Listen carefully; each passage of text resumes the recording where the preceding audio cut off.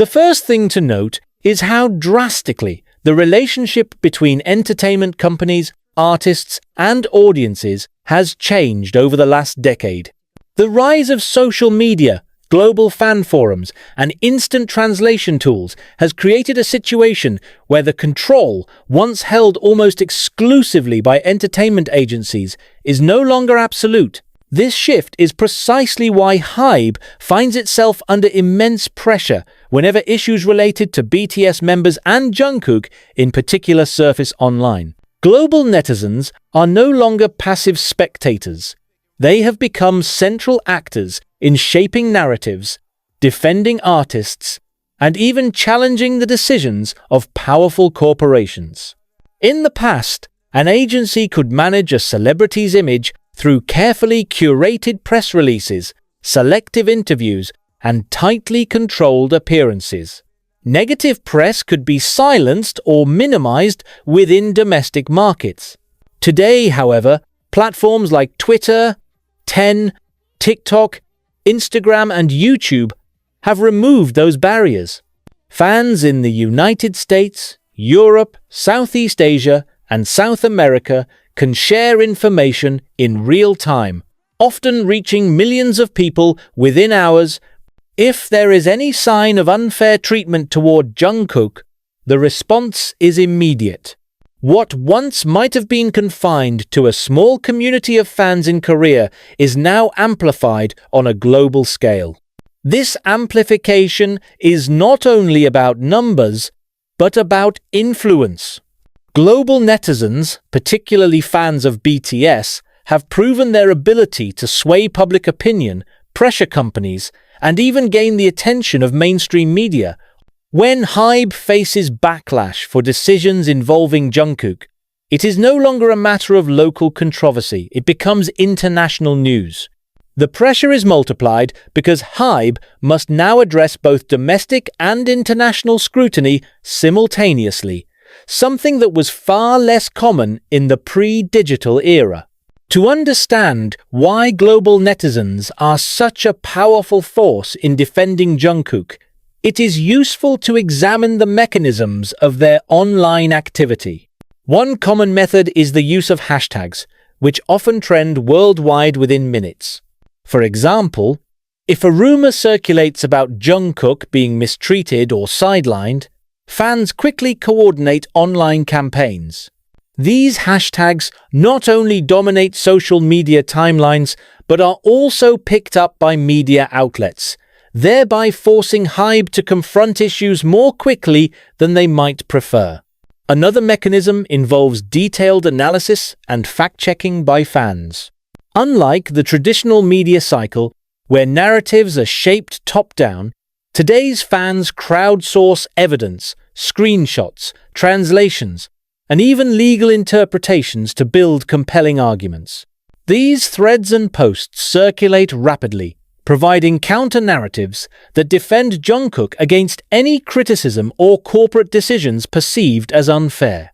HYBE cannot easily dismiss this body of user-generated analysis because it carries credibility among fans and reaches mainstream audiences who may not have followed BTS closely. The economic weight of BTS's fandom also plays a major role in how netizens defend Jungkook. HYBE is not dealing with a regular fanbase. It is dealing with one of the largest and most active consumer groups in global entertainment.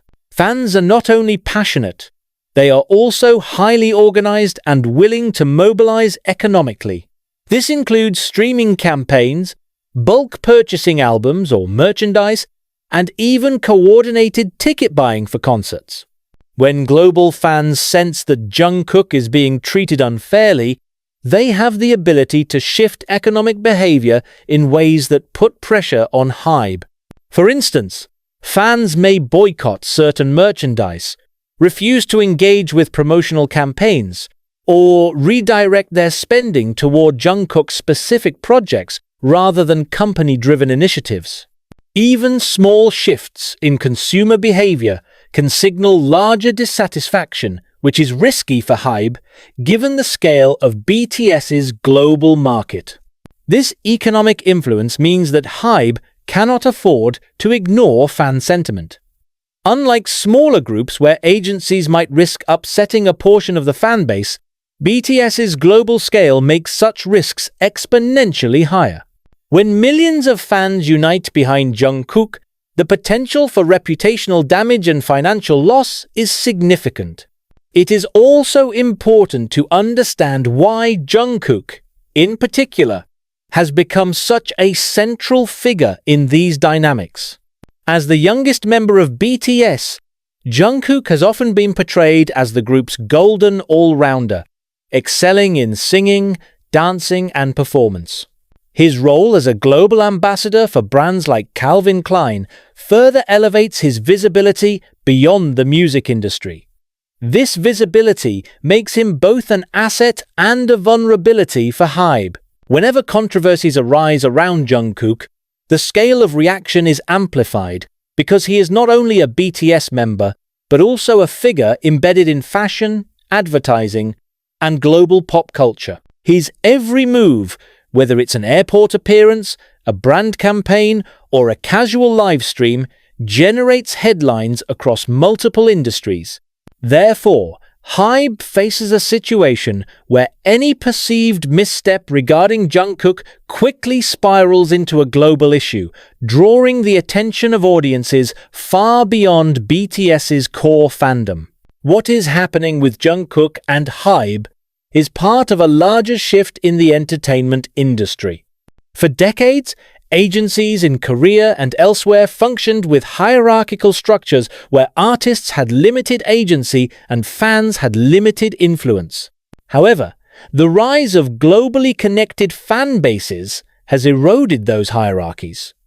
Today, companies must contend with the fact that fans are not just consumers, but watchdogs, cultural commentators, and advocates.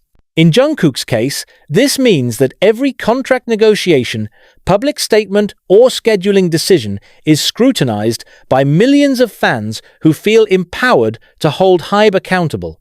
The company cannot simply rely on traditional PR strategies because global netizens operate outside the boundaries of local media control. They create their own news cycles, generate their own narratives, and often outpace corporate communication. This does not mean that fans always succeed in reshaping outcomes, but it does mean that HYBE is under pressure in ways that were unimaginable just a decade ago. For Jungkook, this defense network ensures that his career is less vulnerable to corporate maneuvering because his global fan base acts as a protective buffer.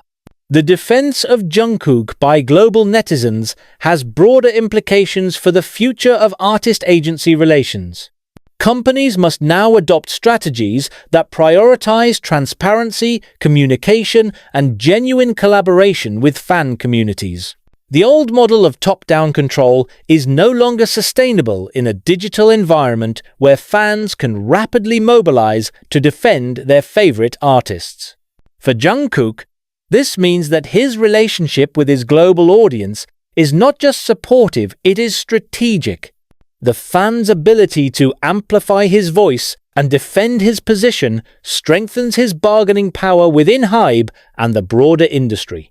Agencies that fail to recognize this shift risk not only public backlash, but also economic consequences. At its core, the defense of Jungkook by global netizens represents a new system of checks and balances in the entertainment industry. HYBE may be the corporate entity with contractual and financial control, but fans provide the social and cultural legitimacy that sustains Jungkook's career. When HYBE makes decisions, it must now factor in not just internal strategy, but also external reaction. This external reaction is unpredictable, powerful, and often uncompromising. What makes this dynamic even more interesting is that it is not confined to Korea. While domestic fans remain influential, the global fan base introduces a level of scrutiny and advocacy that transcends national boundaries. A decision made in Seoul can spark backlash in New York, London, or Jakarta within minutes. This interconnectedness magnifies the stakes for HYBE, ensuring that Jungkook remains at the center of global conversations regardless of corporate strategy. One of the main reasons global netizens rally to defend Jungkook so strongly is that HYBE's expanding business model has created internal and external pressures, turning Jungkook into a symbol of how much control a company should or should not have over its artists. The entertainment landscape in Korea is no longer just about producing music groups. It is now about building multinational conglomerates with interests in gaming, technology, e-commerce, real estate, and beyond. In this context, Jungkook's role has become highly symbolic, representing not just an artist, but also a battleground for debates over creative freedom, corporate influence, and global fandom power. When HYBE was first established as Big Hit Entertainment, its identity revolved around nurturing BTS and a few other acts. The company was seen as an underdog in an industry dominated by giants like SM, YG, and JYP. However, once BTS's success reached global heights, HYBE rapidly transformed itself into a diversified corporation. Through acquisitions of other labels, such as Pledis, Source Music, and Ithaca Holdings, and expansion into new sectors like gaming and fan community platforms, HYBE positioned itself as more than just a music agency. This transformation, while financially strategic, also created new challenges. The more HYBE grew, the more it had to prioritize shareholders, board members, and international partnerships. Decisions were no longer solely about artist welfare or creative output. They were also about corporate strategy and quarterly profits. For fans, this raised the question: was HYBE still primarily an entertainment company serving its artists? Or had it become a corporate machine where artists were just one of many assets? Jungkook, being one of the most visible members of BTS, naturally became the center of this debate. Every move involving him is interpreted as a reflection of how HYBE balances its corporate ambitions against the individual freedoms of its artists. One of the reasons global netizens defend Jungkook so passionately is that he is perceived as the human face caught within HYBE's corporate machinery. In many industries, fans and consumers often rally behind individuals rather than companies because individuals are relatable, while corporations are abstract. Jungkook embodies qualities of artistry, vulnerability, and authenticity that resonate deeply with audiences, whereas HYBE is seen as a faceless conglomerate. This dynamic creates a natural alignment between netizens and Jungkook whenever tensions surface. If HYBE makes a decision that seems to restrict Jungkook's creative freedom, overwork him, or capitalize too heavily on his image, fans frame it as corporate exploitation rather than business strategy. In online discourse, this narrative often gains traction quickly because it appeals to a familiar story: the individual versus the corporation. Jungkook becomes the relatable protagonist, while HYBE becomes the distant entity subject to critique.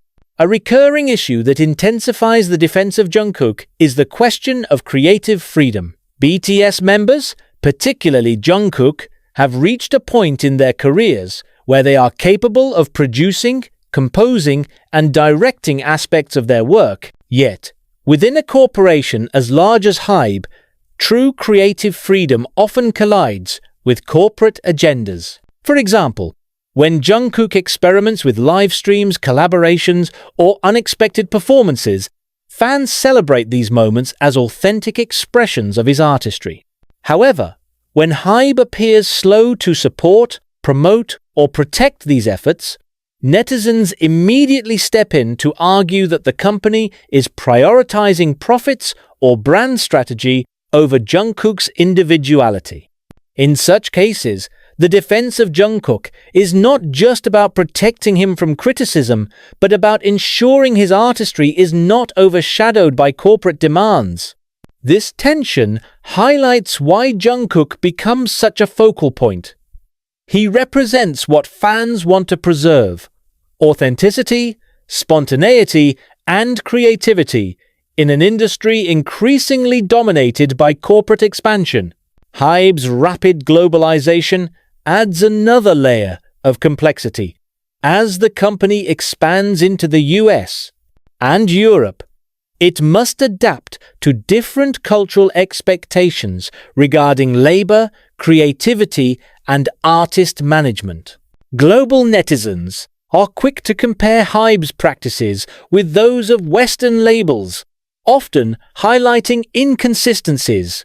For example, while Western artists may enjoy more public independence, K-pop idols remain tied to strict contracts and corporate oversight. Jungkook, who straddles both worlds due to his global visibility, becomes the lens through which these cultural tensions are magnified. Fans outside Korea may interpret corporate decisions involving Jungkook as overly restrictive, while Korean fans may understand them within the context of industry norms. The clash of perspectives often leads to debates online, with international fans mobilizing to demand fairer treatment. This global cultural tension puts HYBE in a difficult position.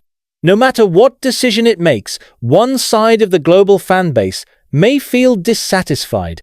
And because Jungkook is at the center of so many of HYBE's international campaigns, the spotlight on his treatment is brighter than on almost any other artist.